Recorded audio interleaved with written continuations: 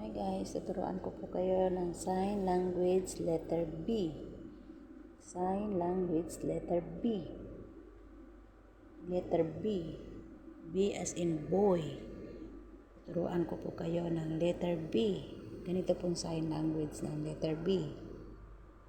Sign language ng letter B. As in letter B as in boy. Ito po, ganito po siya guys, ang sign language ng letter B. Ayan po guys, sign language ng letter B. B as in boy. Ayan po guys, ganito po siya, ang sign language ng letter B. B as in letter B. As in boy. Ganito po siya guys, ang sign language niya. Ayan po.